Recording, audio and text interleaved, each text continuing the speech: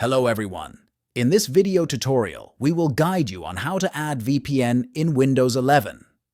So, let's dive right in. To begin, click the Start button and navigate to Settings.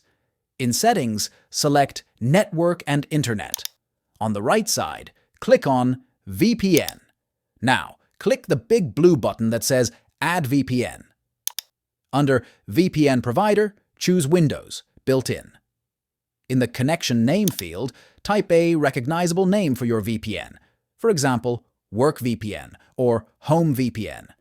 Now comes the important part, entering the server details. This information will be provided by your VPN service provider. It might include a server address, a specific VPN type, like PPTP or L2TP IPsec, and login credentials. Fill out these sections according to your provider's instructions. If you're unsure about the VPN type, contact your VPN service provider for assistance. Once you've entered all the details, click Save.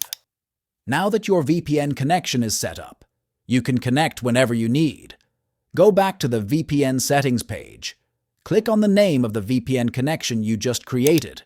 If prompted, enter your username and password for the VPN service.